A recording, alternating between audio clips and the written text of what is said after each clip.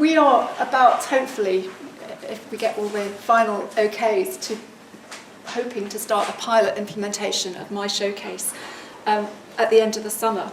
And Steve really asked me, because we've kind of been in conversation now with My Knowledge Map for several years, and the first thing that really attracted us to My Knowledge Map was the showcase.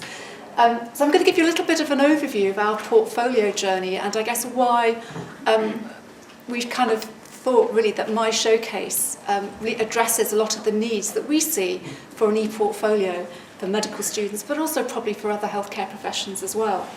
So it's a bit of our journey, and I guess for us the portfolio has been a process of evolution. At Dundee, we've had a portfolio for a very long time. We first introduced it in 1997, and it was a paper-based portfolio. Students produced a big sort of folder of evidence, which was submitted in 5th year. And the process was that they collected evidence of their achievement of the learning outcomes, and our learning outcomes at that point, this predated the kind of Tomorrow's Doctors 2009, obviously, and there was a previous Tomorrow's Doctors, but the learning outcomes were not quite as well articulated in that.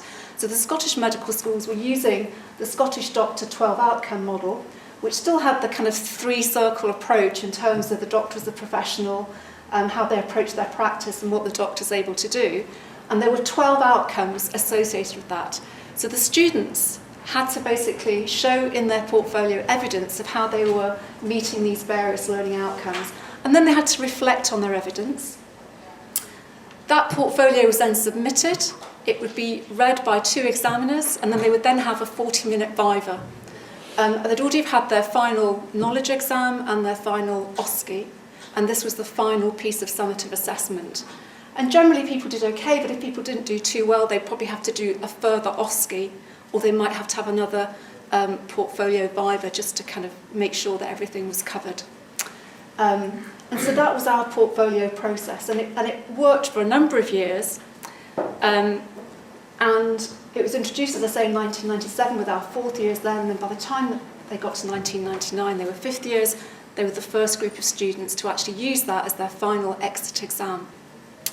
And it was going along, I guess, pretty well, and then we had the GMC visit 2008 and 2009. After, generally after a GMC visit, you end up reviewing your curriculum in some shape or fashion. And we went through quite a radical curriculum review, which saw us kind of reorganising the curriculum to some degree. And also, as part of that review, we also had to address some issues which the GMC had highlighted about the portfolio. So we decided that we would extend the portfolio, and it would become a longitudinal thing. So it would start in 1st year with patient cases, patient clerkings, and it would be built upon, and then the existing portfolio as it was in 4th and 5th year with all the logbooks that people have mentioned this morning, and the patient cases and the patient presentations that they had to do, and they also had to do a series of outcome essays in relation to the 12 outcomes relating to the Scottish Doctor. They were still part of it as well, but we obviously had moved towards Tomorrow's Doctors outcomes rather than the Scottish Doctor, because 2009 Tomorrow's Doctors was more aligned with that. And so we changed the curriculum, and the portfolio changed along in concert with that. And also what happened was that we had a portfolio working group that was set up, which involved students, it involved staff across all phases of the curriculum. It's also involved administrators and medical educators. And the requirements, I think it's fair to say, were a movable feast. And it seemed that every meeting we got to, the list got longer and longer and more complex. And really what people wanted was a student record system, which a portfolio is not. So you then had to start sort of teasing out really what is it that we really wanted in the portfolio. And I think even now, several years on, things are still changing, and we keep kind of revising what it is we want to do. So the first thing was that we were going to move away from Scottish Doctor outcomes to GMC, Tomorrow's Doctors outcomes, and that we wanted an e-portfolio solution to be able to allow our students to map their evidence to that Tomorrow's Doctors framework. We were also very conscious that the technology landscape was changing pretty rapidly, that mobile phones and smartphones in particular were becoming commonplace, that tablets were evolving. We had clinicians who no longer wanted to do things on paper but wanted to do them on tablets. We were very conscious of the Wi-Fi issues around the hospital, which other people have mentioned here today. And so in tandem, sort of addressing that, we've now got EduRoam in our local hospital and across our whole trust. So our students and our clinicians who have honorary contracts can also access EduRoam. So that makes that accessibility and connectivity a little bit easier for us. So we had to have a solution that was going to work across all these devices.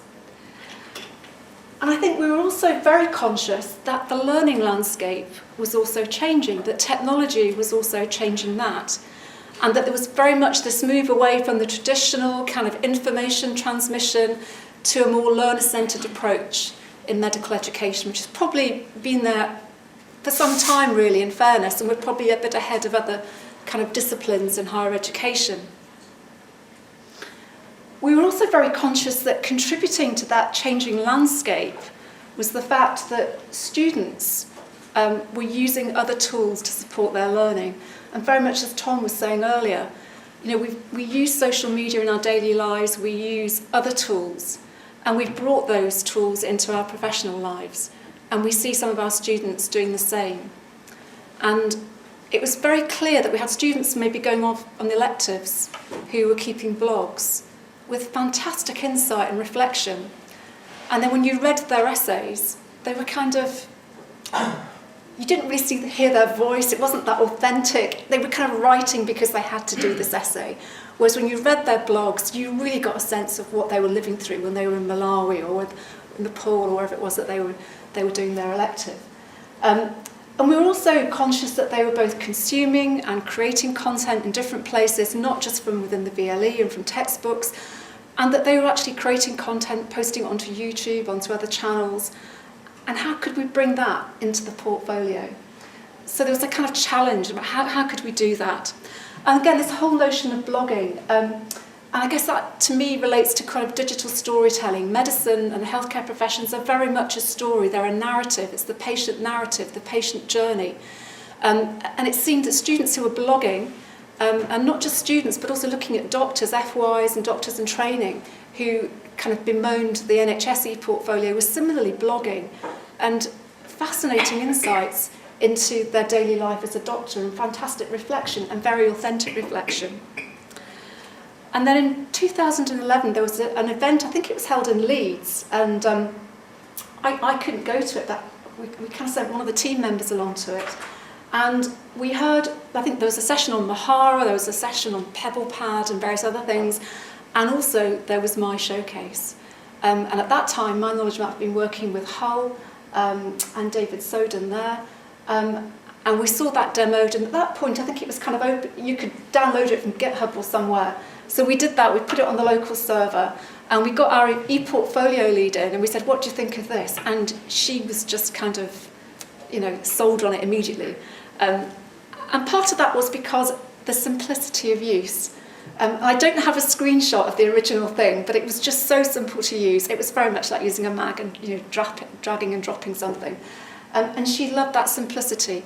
And when you're working with busy clinicians, having clunky systems like most healthcare systems are, is really not a very good place to be in. And we've had issues locally in Dundee because of the portfolio solution that we currently have is very clunky, it's not intuitive, there aren't push notifications and this sort of thing. And so we've got a problem with actually retaining our portfolio supervisors. So usability is a key thing, and that's what we saw straight away with my showcase. It was also this thing that when you looked along the top in those days, you had WordPress, you had Blogger, you had Twitter, you had Flickr, you had YouTube, and you clicked on whichever channel and you could bring in tweets which you'd got with a particular hashtag and then map that to tomorrow's doctors. It was very, very straightforward. Or upload a file and map it straight away to your learning outcomes, and very quickly begin to show your evidence of learning around a particular outcome and your reflections around that. And then in early 2012, we did work with both Hull and My Knowledge Map on putting a GIST proposal in, but we needed to get another partner. At that point, we couldn't. So unfortunately, things kind of fizzled out, and it wasn't really on the main roadmap for development at that point. So we were kind of at a bit of a loss. But we've continued in this process of trying to evaluate what it is our portfolio is, and also actually reflecting on all of our e-learning tools, really, and online sort of learning ecosystem, and how we want that to look. And also, I think, having a bit of a further rethink about the e-portfolio and what the portfolio should look like through the 5 years of the curriculum as we get used to the new curriculum that's been implemented. And if we fast forward a kind of couple of years, I bumped into Steve again at Amy, and it was great to see that actually some work had been done on my showcase. So we were quite excited by this, and I think it's really come on kind of leaps and bounds, and the integration of Dropbox, of Evernote, etc. I think one of the key things about the whole thing with my showcase is back to this thing of personalisation of learning. And we say that the portfolio is the student's portfolio, but it's locked away, whether that's in Mahara, or whether that's in Moodle or Blackboard or the NHSE portfolio or PebblePad. It's locked in there, and how do you take that with you? And you can sort of download a zip file or something, but that, are you ever going to go and unload that zip file again and actually look at it? And it's who actually owns the learning, and it's really the students' learning. And the fact that students are using these different spaces now, it kind of seems to be kind of the obvious next step, that we need to have a solution where the students can pull in their evidence from wherever, and that they own that content and they can then present it wherever they need to. And that they're the ones that also provide access. I think there's also an interesting conversation around the whole thing around learning analytics, which is kind of very big in education at the moment, and it's kind of rearing its head in medical education. And I remember at the IAMSI conference a couple of years ago in St Andrews, where the National Board of Medical Examiners were talking about developing an e-portfolio for doctors in the States. And there are some kind of ethical issues about who really owns the data, and how do you, some doctors feel a bit uneasy about people doing research on their data and their portfolio when it's kind of stuck in this institutional silo. The other key thing for us, I guess, with 2 years kind of thinking space, was that we really wanted to make sure that any new systems that we went for could integrate with other tools and solutions that we were using locally. So as part of our kind of rework of our virtual learning environment, we were looking at integrating Moodle, and we saw that there was integration with Moodle. There was also integration with Blackboard, and our institution uses Blackboard centrally, so that was also a kind of plus. We'd heard that they were going to be working on WordPress integration, which again was a big plus for us, and being able to use the institutional login as well. So for us, that ability for students to again just pull in evidence from Moodle or from My Progress, or from other institutional systems into their showcase, so that the portfolio supervisor can see that in one place, to us was again a big win, because we don't want tutors going all over the place and trying to find things. We want things to be pulled into one discrete place to kind of help that user experience. So our portfolio now in 5th year has no longer is about assessing all of the outcomes for tomorrow's doctors. It focuses on the doctor as a professional. And at the same time, there is an element of personal development planning within the portfolio. So at various stages through the year, in 4th year and in 5th year, the students have to create a personal development plan. They also have to show evidence to support that they're achieving those learning objectives. And then their supervisor will review those. They'll have a meeting face-to-face to discuss them, etc. And in 4th year, it's very formative, but in 5th year, we move to this summative portfolio. And so in terms of the doctor as a professional, the fact that they can use their WordPress blog posts, or they can use a YouTube video, or bring in their Evernote notebook of their encounters, etc., and their reflections as they're doing their clinical attachments, or they can bring in a Google Doc or something from Dropbox. They can do that, and they can begin to then develop their learning narrative and showcase and present that to their supervisors. And I suspect our students are no different to students elsewhere, in that we've got students who are developing peer teaching resources. So we've got students creating YouTube videos. So the students that have developed that, once they've graduated, it's obviously still on YouTube, but they can actually pull it into the showcase and share that with anybody. We've got students who are presenting at conferences and are publishing. So again, if they've got a copy of their paper, the paper they've had published in their Dropbox folder, they can pull that in, their supervisor can see that. This was a student who worked on a project with us and won the ASME Sir John Ellis Student Prize. Now, his talk was videoed, it's on the ASME Vimeo channel. Vimeo works with My Showcase, so he can easily just quite quickly pull in that video. So actually his supervisor could see his presentation. With other portfolio systems, it's a kind of, you've got to put a link in, and then you've got to go out of it. It's all in one place, and it's there as an embed, and you can see it. It's also things in terms of doctors of professional, it's about team working, it's about collaborative working. In our dermatology block, we have students working in groups to create teaching videos. So here they can pull in the video they've created as part of their assessment for their dermatology block. And again, that's showing how they're sort of evidence of their team working skills, and they do a piece of reflection around that, so they can pull that in again. And then there are students who are running Twitter chats. So this was a Twitter chat run by one of our students with pharmacy students at Robert Gordon University. We've also done Twitter chats with vet students at Bristol and Nottingham. So again, interprofessional learning, another tomorrow's doctor's outcome. So here they can show that evidence.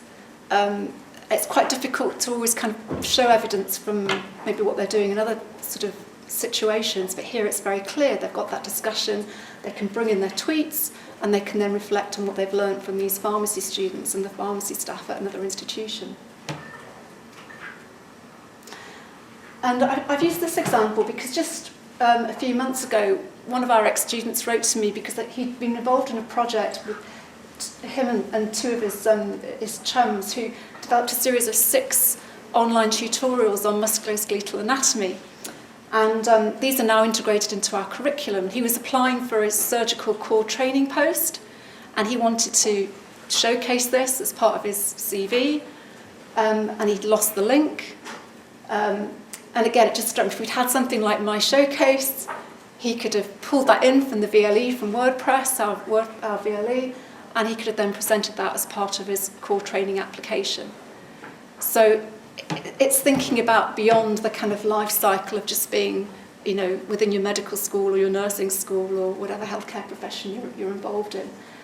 It's that ability to be able to show that evidence in a wider sphere.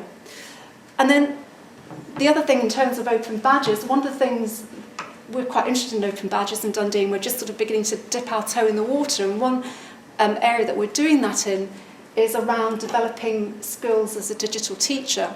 And we're doing that partly through a student-selected component. And there's face-to-face teaching, but elements of that are also pieces of online learning, which the students work through. They keep a blog to reflect on their learning, so they're kind of learning by doing, but they're also recording their learning as they're going along. And the plan is, when we launch this formally, having piloted it the past few months, is that we will award an open badge if a student successfully completes this. So again, they'll be able to put that open badge into their showcase. And we're also looking at using open badges to support maybe staff development around some of these skills as well.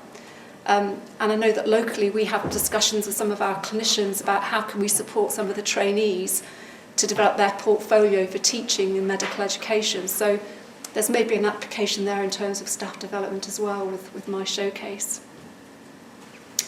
So as I say, we're planning to, hopefully if everything gets signed off in the next month, to start planning our pilots over July and August.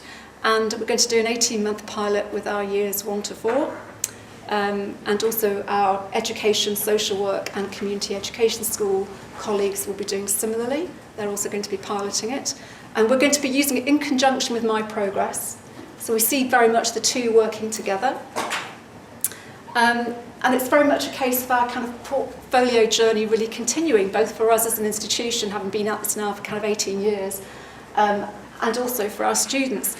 And I think one of the keys for me, and as reflecting what James said about doing a PhD, about their pilot, and I actually wonder whether there was a kind of piece of research, I think, to be done here as well. I'm just thinking whether I should do something similar.